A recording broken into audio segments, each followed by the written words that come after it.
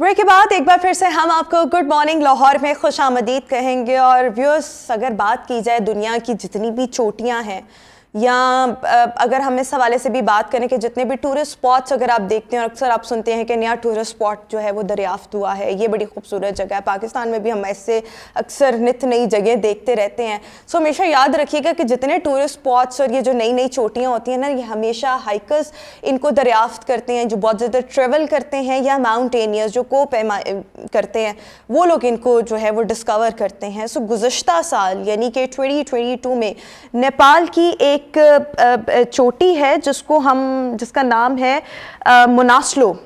इस चोटी को डिस्कवर किया कुछ नेपालीज ने। और अभी अगर हम ये कहें, अच्छा, ये जो पिछली चोटियां जो डिस्कवर हुई हैं, स्पेशली हम नेपाल की बात करें, इसकी बुलंदी उनसे कुछ मीटर ऊपर ही है।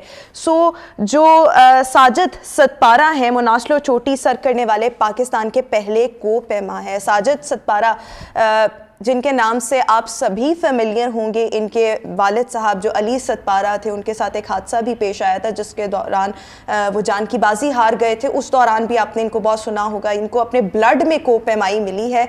और तब मैं ये सोचती थी कि कोई भी जो कोपेमा होता है उसका जोश और जज्बा कैसा होता है कि आपको पता हो कि इसमें आपकी रिस्क फैक्टर, लाइफ थ्रेटनिंग है ये चीज़ और आपकी जान जा सकती है, लेकिन आपका क्या पैशन होता है कि आप जो हैं वो चल पड़ते हैं और कोपेमाई करते हैं। सो ये भी मैं आज साजिद सतपारा से जानूंगी। Sajid, thank you so much and good morning. बहुत अच्छा लगा आपको देखकर, यहाँ देखकर, और बहुत बहुत मुबारक हो कि आप पहले पाकिस्तानी हैं जिन्होंने मोनास्लो चोटी सर की है। So how was the experience, कैसा रहा एक्सपीरियंस? जी, मोनास्लो जो वर्ल्ड एट हाईएस्ट माउंटेन है वो नेपाल में है। तो इसमें मैं बताता चलूँ, पहले 2019 में वालिद जो मरहूम अली सतपारा थे, वो आज फर्स्ट पाकिस्तानी जो क्लाइम कर चुके थे।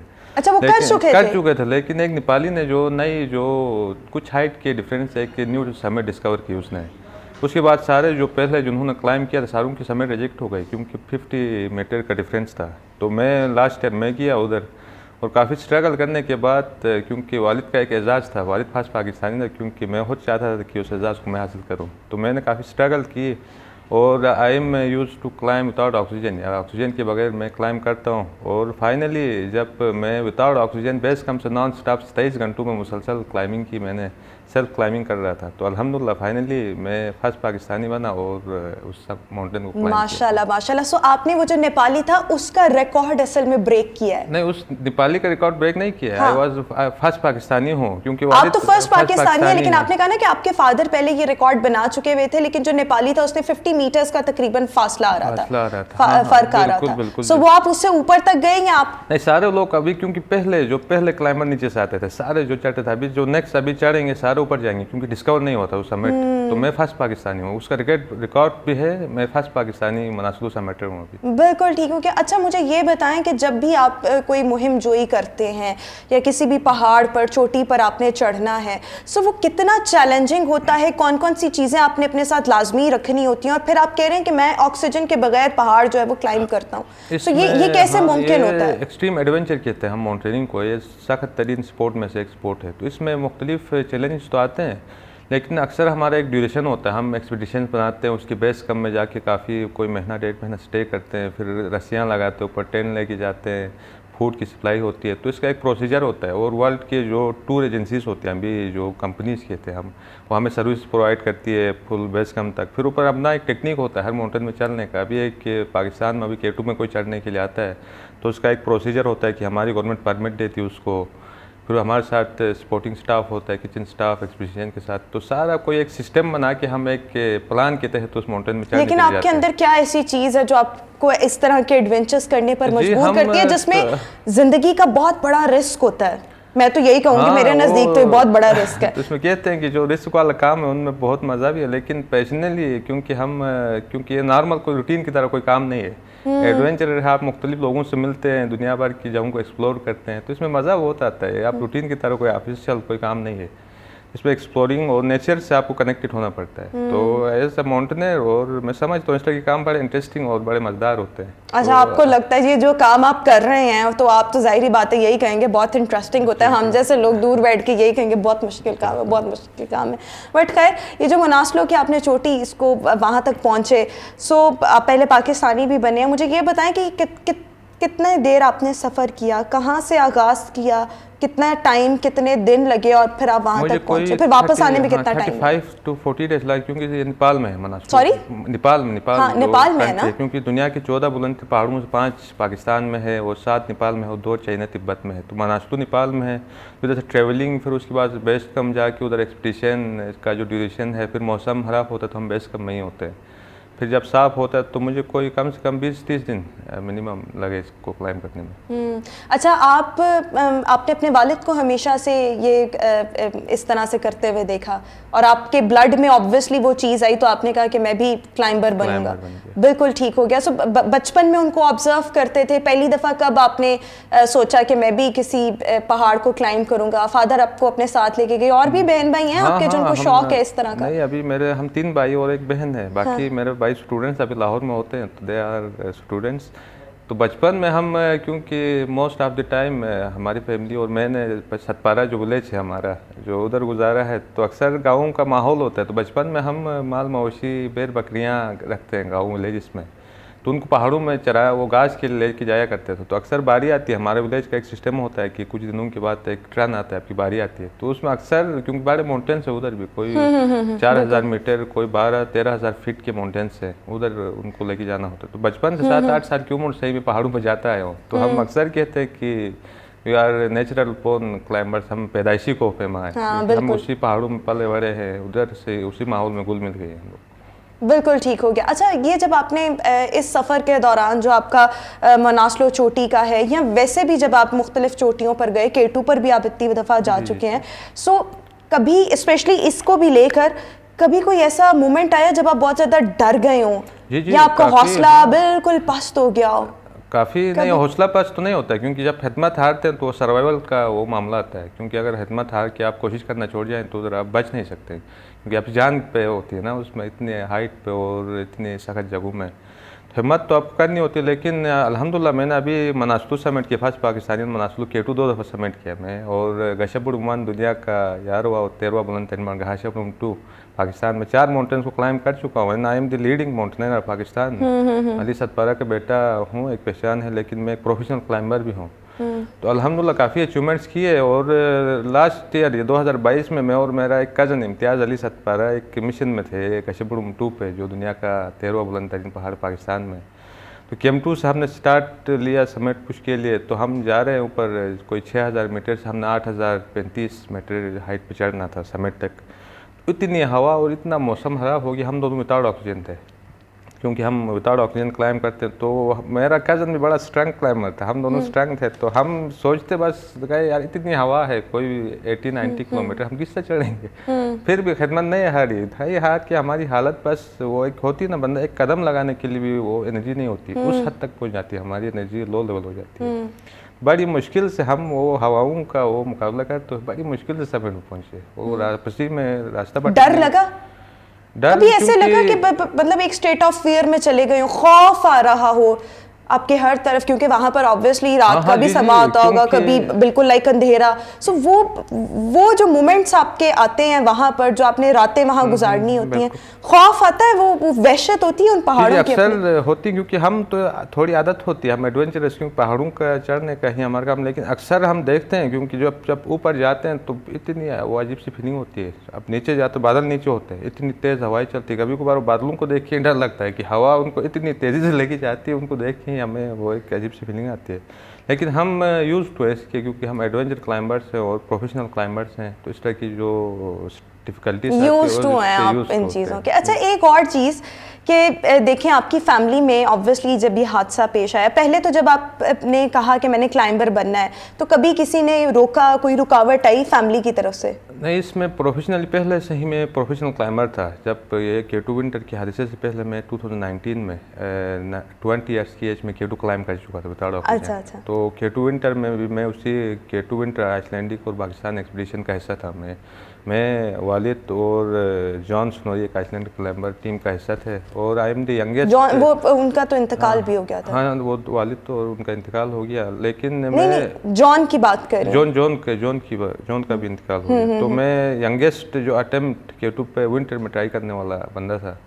मैं प्रोफेशनल क्लाइंबर जब हादसा हुआ तो काफ़ी मुझे मुश्किलात हुई। वालिदा ने कहा कि आप नहीं जाएं। हाँ, मैं यही पूछने हाँ, लगी थी अक्सर कि घर चले वालों ने तब कहा तो नहीं इतनी कि- रेजिस्टेंस, लेकिन जब ये हादसा हो गया आपके अपने घर में घर में वालिद के साथ, और फिर वालिदा ने आपको इजाज़त दे दी कि अब आप करें? नहीं, वालिदा ने बिल्कुल नहीं कहा था, क्योंकि उसके बाद जब हादसे के बाद मैंने काफ़ी कोई 1 साल 10-12 महीने मैंने ब्रेक किया, माउंटेन पे नहीं गया। फिर कोई सर्च मिशन, क्योंकि वो सर्च मिशन नहीं हुआ था, फिर बॉडी से ट्रेवल के लिए मैंने K2 में फिर से मिशन सतपारा किया, K2 में चला गया। फिर जो विंटर का एक्सीडेंट हुआ था तो उनके जो क्लाइंबर्स हैं, वालिद, जॉन स्नोरी, जो चिली का एक बंदा था, JP मोहर, उन 3 की बॉडीज को देख क्या हुआ है और किधर है, कोई मिलने के चांसेस होंगे ना होंगे, उसके लिए मैं फिर K2 में जाके सर्च मिशन किया। फिर उस बार फिर मैंने बॉडीज़ को रिकवर भी की और वालिद की तदफीन भी की और K2 को सबमिट भी किया मैंने उस साल।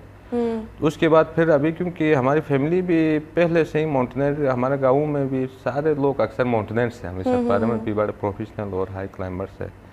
लेकिन अभी भी वालिदा को मैं कहता हूँ अक्सर, क्योंकि मेरे वालिदा ये सोशल मीडिया और दूसरे चीज़ों को देखती नहीं है अक्सर, तो घर में होती है, तो मैं अक्सर कहता हूँ वालिदा को, मैं वालिदा उधर ट्रैकिंग के लिए जा रहा हूँ K2 बेस कम या सिकरदू जा रहा हूँ, क्योंकि मैं उधर नेपाल पहुँच जाता हूँ या कभी उधर सिकरदू या ट्रैकिंग बेस कम छुप के चले जाते हैं, क्योंकि वो सोशल मीडिया होती है उसमें वो देखती नहीं है, तो पता नहीं होता है। अभी उनको वैसे ये वाला पता जो आपने ये मोनास्लो चोटी इसको हाँ, सर जब किया? सबमिट करके आता हूँ तो मैं कहता हूँ बस उधर गया था बेस कम में, फिर कुछ लोग जा रहे थे तो उनके साथ चढ़ के आ गया, क्या क्या तो वो बाद में कुछ नहीं कहती या वो समझती नहीं है कि आप उनके साथ गेम्स प्ले कर रहे हैं? घर में पहुंच के वो मुझे देखती तो फिर उसको इत्मीनान होता है कि अच्छा, आपकी वालिदा भी लाहौर में ही रहती है? लाहौर में। अच्छा, वो लाहौर में ही भाई बहन वालिदा सब इधर रहते हैं। अच्छा अच्छा अच्छा अच्छा। तो ये आप 1 महीने में या 1 साल में या 6 महीनों में कितनी दफ़ा आप माउंटेन्स की तरफ जाते हैं? कितनी चोटियां आप 1 साल में सर कर लेते हैं? इसमें डिपेंड करता है, क्योंकि इसका सीज़न क्लाइंबिंग का हर एरिया का एक फेवरेबल मौसम होता है। अभी नेपाल में हम जाते हैं स्प्रिंग में, मौसम बहार में, क्योंकि उधर उस वक्त हवाएं कम चलती है, बर्फ़ कम होती है। फिर पाकिस्तान में हम समर में चलते हैं, क्योंकि गर्मियों में इधर का मौसम बड़ा साजगार होता है और फेवरेबल होता है क्लाइंबिंग के लिए। फिर ऑटम में फिर कुछ माउंटेन्स अभी चाइना, तिब्बत में और नेपाल में 1-2 माउंटेन्स हैं, उन पर क्लाइंबिंग होती है। तो एवरेज अगर बंदा प्रोफेशनली अगर एक प्लानिंग के तहत और एक हाई स्पीड एनर्जी के साथ क्लाइंब करे तो 4-5 माउंटेन इजीली क्लाइंब कर सकता है विदाउट ऑक्सीजन।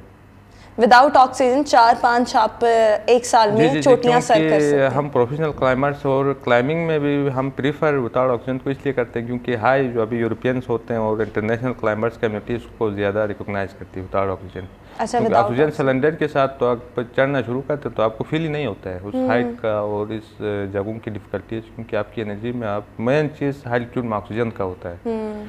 तो अक्सर क्लाइंबर्स ऑक्सीजन यूज़ करते हैं। दुनिया के कुछ गिने चुने क्लाइंबर्स जो स्ट्रंग क्लाइंबर्स होते हैं विदाउट ऑक्सीजन क्लाइंब करते हैं। तो पाकिस्तान में भी हम कुछ गिने चुने 2-3 क्लाइंबर्स हैं जो विदाउट ऑक्सीजन जो है वो कोई भी मुहिम जो ही करते हैं। अच्छा, एक और मैं आपसे यहाँ पर बात जानना चाहूँगी कि जब आप क्लाइंबिंग कर रहे होते हैं तो जब किसी पहाड़ पर चढ़ने का सफ़र और फिर एक होता है वापसी का सफ़र, सबसे ज़्यादा मुश्किल कौन सा होता है? चढ़ना ऑब्वियसली।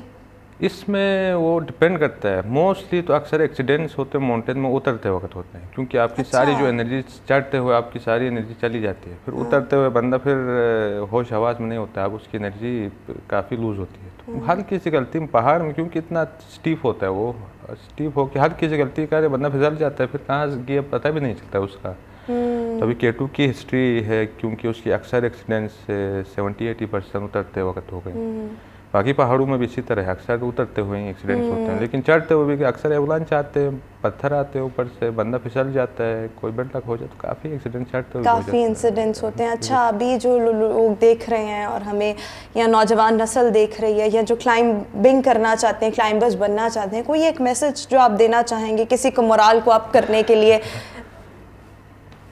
इसमें यह है क्लाइंबर्स के लिए तो मैं हमारा एक माउंटेनिंग का रूल होता है कि जो बेसिक एक तो ये होता है कि आप जो बर्फ़ होती है उसकी कंडीशन को समझना होता है, क्योंकि बर्फ़ काफ़ी सख्त होती है, फिसल के फिर बर्फानी तोदा भी बनती है, अगर सख्त हो के फिर पत्थर की तरह आइस भी बनती है।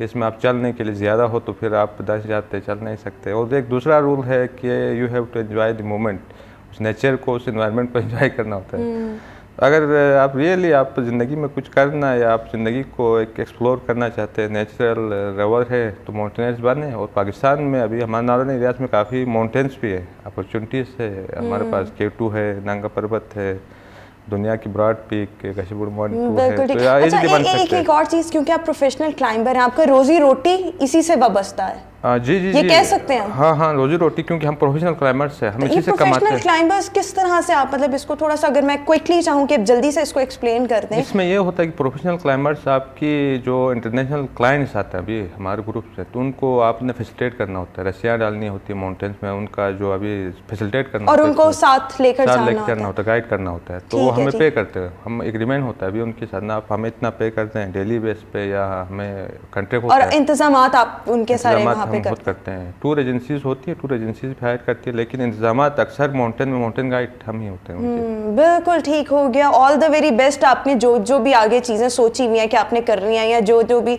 चोटियाँ रखी हुई हैं, ऑब्जर्व करके रखी हुई हैं कि यहाँ यहाँ चढ़ना है, सो बहुत शुक्रिया। साजिद सतपारा हमारे साथ शो में मौजूद थे। Welcome back after the break, और हम बात करेंगे जनाब, जश्न बहारा की आमद है और लाहौरिये पखैर रागले कहने को तैयार हैं और वेलकम करने को बहार के मौसम को तैयार है। लेकिन ये मौसम नहीं है, ये तो एक फेस्टिविटी है, बिकॉज लाहौरिये जो है स्पेशली वो बहार का मौसम जो है वो इसको एक त्यौहार के तौर पर मनाते हैं, और इसी हवाले से लाहौर के मुख्तलिफ मकामात पर जश्न बहारा के हवाले से जो मेले ठेले हैं उनका इनकाद किया जाता है। और इस दफ़ा भी ऑब्वियसली सेलिब्रेशन होंगी, बट इस दफ़ा जो हमेशा की तरह हम देखते थे कि स्प्रिंग फेस्टिवल होता था, जश्न बहारा फेस्टिवल होता था, वो सिर्फ और सिर्फ रेस कोर्स पार्क, जिसको हम जिलानी पार्क भी कहते हैं, वहाँ तक महदूद होता था। तो अब की बार जो पॉइंट्स हैं वो ज़्यादा हो गए हैं, लेकिन ये जो स्पॉट्स हैं उनके ज़्यादा होने की वजह क्या है? क्या लोग ज़्यादा इंटरेस्ट हर दफ़ा शो करते हैं, जिसकी वजह से अब डिसाइड किया गया कि मुख्तलिफ जगहों पर इस तरह की जो सेलिब्रेशंस हैं वो की जाएँ, प्लस डेट्स क्या होंगी जिस दौरान ये मेले जो हैं लाहौर के मुख्तलिफ मकामात पर लगेंगे, फेस्टिविटी का एक माहौल होगा। सो हम सब तो तैयार हैं। हमारे साथ इस वक्त इस मौजू पर गुफ्तगू करने के लिए DGPHA ज़ीशान जावेद साहब हमें शो में ज्वाइन कर रहे हैं। ज़ीशान साहब, thank you so much and good morning. So सबसे पहले तो ये कि क्या तैयारी है इस दफ़ा मौसम बहार को लेकर, और किन किन मकामात पर जो हैं हम मेले ठेले देखेंगे, फेस्टिविटी का माहौल देखेंगे? जी थैंक यू सो मच। मैं सबसे पहले तो लाहौर रंग का शुक्रिया अदा करता हूँ कि आपने मुझे इनवाइट किया और जश्न बहारा में बात करने की मौका दिया। देखिए, हमारा जश्न बहारा बड़ा ट्रेडिशनल इवेंट है और PHA लाहौर हमेशा इसको करता है। प्रीवियसली हम इसको पूरे 1 मंथ के लिए करते थे। ये पूरा 1 महीने का शो होता था, जिसमें in the end of Feb by the end of March, पूरे 1 महीने का। इस दफ़ा थोड़ी सी हमें कंस्ट्रेंट्स हैं ड्यू टू PSL और रमज़ान इज़ आल्सो अप्रोचिंग, तो इसमें हमारे पास जो विंडो है वो थोड़ी लिमिटेड रह गई है। तो इस दफ़ा जो हमारा इवेंट है जश्न बहारा का, वो तकरीबन कोई 8 से 9 दिन का होगा। 5th ऑफ मार्च से ये स्टार्ट होगा और 12th ऑफ मार्च पे ये कंक्लूड होगा। लास्ट टाइम या प्रीवियस ईयर्स में हमारा फोकस होता था कि हमने फूड एंड आर्टिजन कोर्ट को रखना है, और वो हमने रखना है जिलानी पार्क के अंदर। उसके अलावा जिलानी पार्क और गुलबर्ग के मेन एरियाज़ को हम लिटअप करते थे। इस दफ़ा CM साहब की डायरेक्शन है, गवर्नमेंट ऑफ पंजाब की डायरेक्शन है कि हमने इसको वाइड स्प्रेड करना है, और जश्न बहारा जो है वो सिर्फ गुलबर्ग में नज़र ना आ रहा हो, बल्कि शादरा में नज़र आ रहा हो, वाबडा टाउन में नज़र आ रहा हो, शादरा में भी, जोहर टाउन में नज़र आ रहा हो, अच्छा, और फार फलंग जो आपका अंदरून लाहौर है फोर्ट के अराउंड, वहाँ पे नज़र आ रहा हो आपको। तो हमने इसके जो इवेंट्स हैं उनको स्प्रेड किया है, इसके जो वेन्यूज़ हैं उसको हमने एक्सपैंड किया है। तो इस दफ़ा जो पूरा लाहौर है वो जश्न बहारा से इंशाल्लाह एंजॉय। सो वेन्यूज़ जो हैं, जो फेस्टिवल्स के होंगे, जब जो इवेंट्स होंगे, वो वाबडा टाउन में भी होंगे, जोहर टाउन में भी होंगे, शादरा में भी होंगे, फोर्ट वाली साइड पे भी होंगे, ग्रेटर इकबाल पार्क में भी होंगे, गुलशन इकबाल में भी होंगे। जो बड़े बड़ी जगह होंगी, हमारे मेन पार्क्स हैं जी, पार्क्स वगैरह, वहाँ पर ग्रेटर इकबाल पार्क है जिसको मीनार पाकिस्तान आप कहते हैं, उस साइड पे हमारे इवेंट्स होंगे। उसके अलावा हमारे गुलशन इकबाल में अल्लामा इकबाल टाउन में होंगे, एक हमारा आइडियल पार्क है जोहर टाउन वाली साइड पे, उधर होंगे, जिलानी पार्क में होंगे, जिना गार्डन में होंगे, अलहमरा में होंगे, ओपन थिएटर गद्दाफी स्टेडियम में होंगे। तो स्पोर्ट्स इवेंट्स होंगे, सेलिब्रेशंस होंगी, इल्यूमिनेशंस होंगी और फूल खिलेंगे। How are you going to manage all of these locations? एक जगह नहीं है, कई जगह हैं। हम वेल प्रिपेयर्ड हैं। CM साहब खुद इस पे 2-3 मीटिंग्स कर चुके हैं, कमिश्नर साहब मीटिंग्स कर रहे हैं, चीफ सेक्रेटरी साहब ने मीटिंग्स की हैं। तो जो पूरी गवर्नमेंट है वो वेल प्रिपेयर्ड है, और इंशाल्लाह PHA का जो इसमें रोल है वो बहुत इंपॉर्टेंट और विजिबल है। एक्टिविटीज़ क्या क्या होगा इसमें? ये देखें कि एक्टिविटीज़ बहुत ज़्यादा है। इसको हमने, क्योंकि अब हम इसको 7 to 8 डेज़ में करने चाह रहे हैं, तो हमने इसको थोड़ा सा क्वालिटी पे ज़्यादा हम फोकस कर रहे हैं instead of broadening it in terms of quantity. हमारे स्पोर्ट्स इवेंट्स होंगे जी, और फ्लावर एग्जीबिशंस होंगी, फूड एंड आर्टिजन कोर्ट होगा, एमेच्योर कंपटीशन होंगे, म्यूरल पेंटिंग्स होंगी, एरोमिनिया शो होंगे हमारे।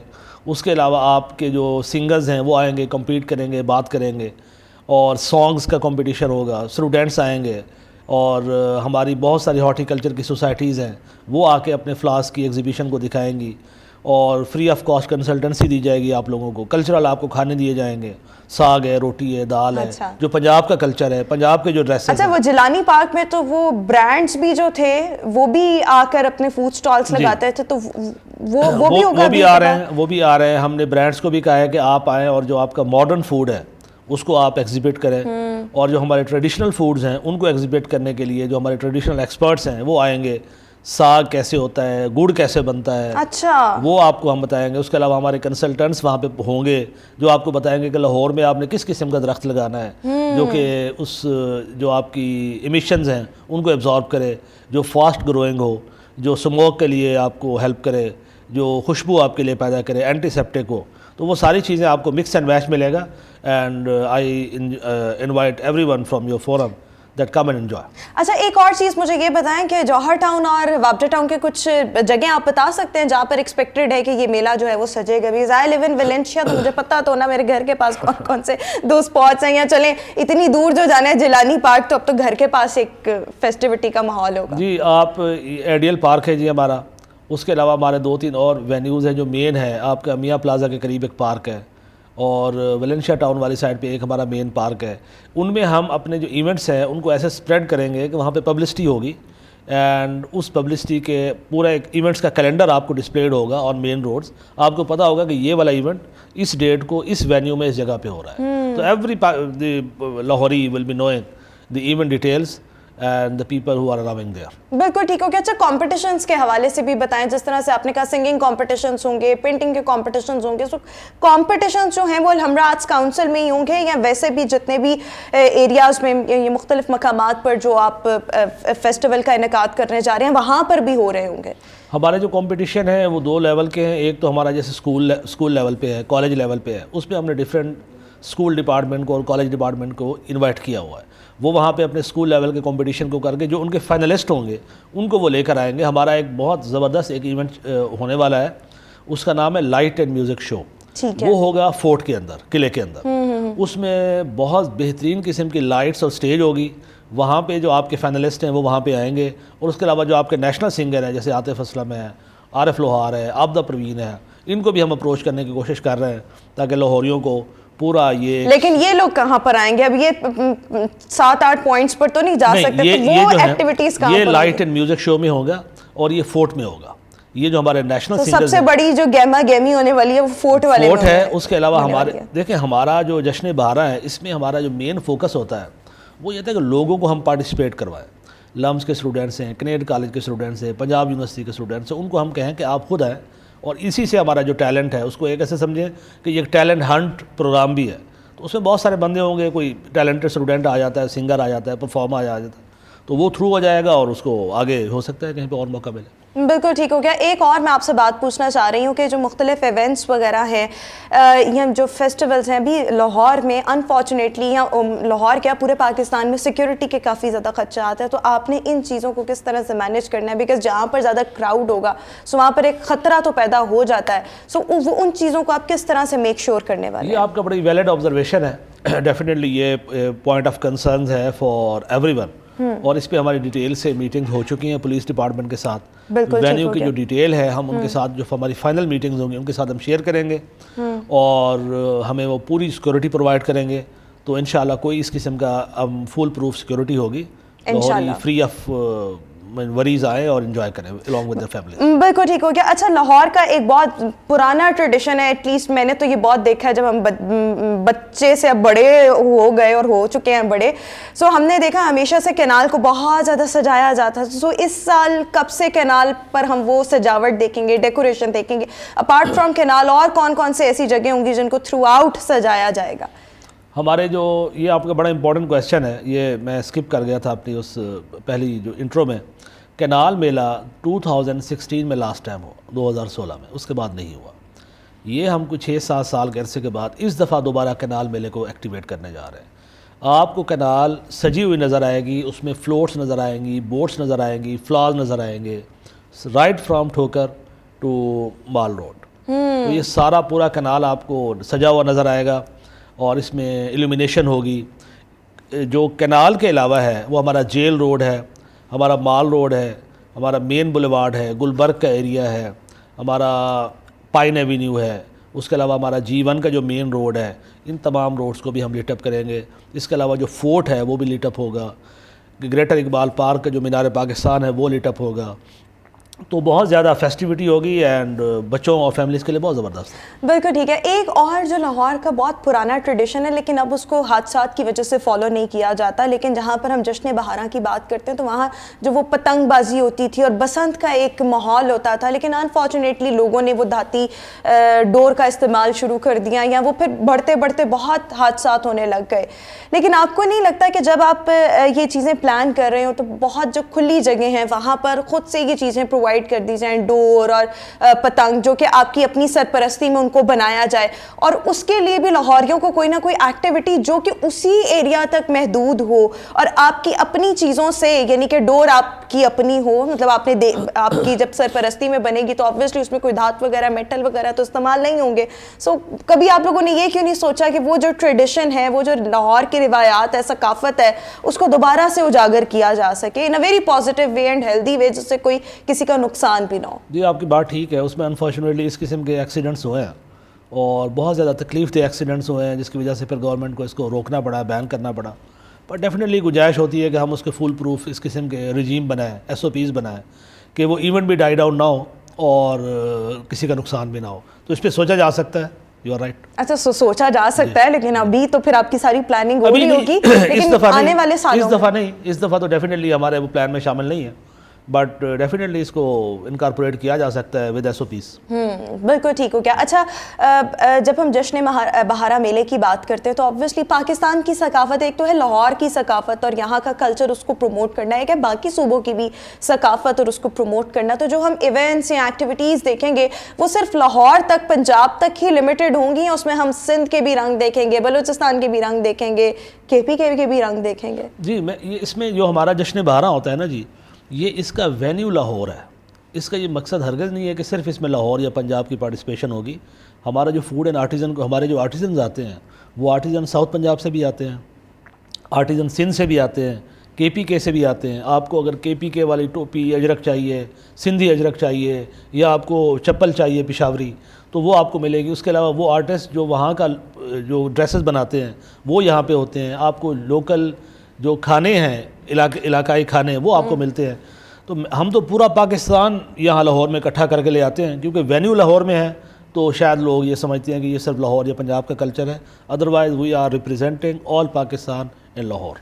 बिल्कुल ठीक हो गया। अच्छा, एक और मैं आपसे बात यहाँ पर, ये आप सजेशन भी ले लें या ये भी है कि आपको आइडिया मिल जाए नेक्स्ट टाइम के लिए कि हमारी जो फोक स्टोरीज़ हैं हर सूबे की, सस्सी पुन्नू की कहानी हो जाए, हीर रांझा हो जाए, कुछ भी हो जाए, बहुत से लोग और स्पेशली हमारी जो यंग जनरेशन है वो उनको पता नहीं है, उनको नहीं पता कि सस्सी पुन्नू की क्या कहानी है, हीर रांझा कौन थे, कुछ नहीं पता। सो इस तरह के प्लेटफॉर्म से मेरे ख्याल में वो स्टोरी टेलिंग भी बच्चों को करवानी चाहिए, उनको पता हो, वो स्टोरी टेलिंग वहाँ पर हो, वो एक पूरा कल्चर और माहौल क्रिएट किया जाए, जिस तरह से इस्लामाबाद के लोक विरसा में इसको ऑर्गेनाइज किया जाता है या वहाँ पर बाकायदा तौर पर वो माहौल जो है वो दिया गया लोक विरसा के अंदर। सो डू यू थिंक कि ये चीज़ें हमारा इवेंट है, उसका नाम है दास्तान गोई। दास्तान गोई में प्रॉपर हमारा पंजाबी की जो दास्तानें हैं, हमारी सिंधी की जो दास्तानें हैं या बलोची दास्तानें हैं, वो होती हैं। I mean they are part of it. वो आपको मैं जब कैलेंडर शेयर करूँगा तो that is the integral part of the whole event. बिल्कुल ठीक होगा। आप हमें इनवाइट करेंगे? या बिल्कुल व्हाई नॉट। आप और आपके तवज्जो से पूरे लाहौर को जी। हाँ बिल्कुल ठीक, पूरे पंजाब को रादर। बिल्कुल ठीक हो गया। अच्छा, इसकी कोई एंट्री फी वगैरह फ्री ऑफ कॉस्ट है? So how are you going to manage your expenses? हमने स्पॉन्सर्स एक कॉन्फ्रेंस की है 2-3 दिन पहले, उसमें हमने स्पॉन्सर्स को अपना आइडिया बताया कि ये हमारे पास रोड्स हैं, आप you can come here, you can advertise your brands, आए और आप हमारे इवेंट्स को कॉस्ट करें और उसके अगेंस्ट आप फ्री ऑफ कॉस्ट एडवर्टीजमेंट। हमारा कोई यानी हमारे टैक्सेस का कोई पैसा नहीं लग no no no no, public money इसमें इन्वॉल्व नहीं है जी।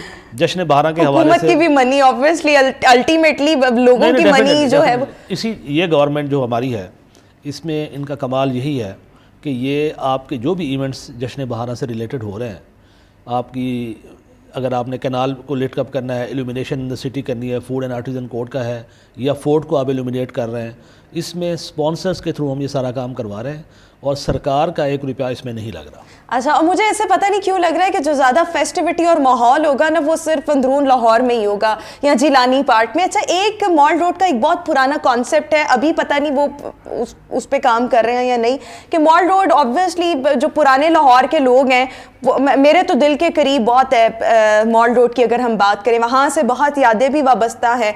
सो वहाँ की अगर बात की जाए तो कुछ अर्सा पहले ना वहाँ पर एक डाची का आगाज़ हुआ था, जहाँ पर आगे कैमल होता था और पीछे पूरी एक कार्ट होती थी और लोग उस पर सैर कर रहे होते। सो आपके जो जश्न बहारा के फेस्टिवल्स है, डू यू थिंक कि इस तरह की एक्टिविटीज़ भी होनी चाहिए या है या नहीं है? मेरा सवाल ये भी है। मैं आपको बताऊं, अभी ना थोड़ा सा हम इसमें रिस्ट्रिक्टेड हैं। हम चाह रहे हैं कि जो हमारी बाउंड्री है ना जी, उसके अंदर हम इवेंट्स को करें, बाहर सिर्फ इल्यूमिनेशन हो, क्योंकि आप 5 से 12 को ना यहाँ पे PSL की टीम्स भी होंगी, उनकी भी एक्टिविटी है। ग्रीन बुक के मुताबिक उनके 2 रूट्स होते हैं, एक उनका मेन माल वाला है जहाँ पे PC है, उसके अलावा जेल रोड पे भी उनका रूट है।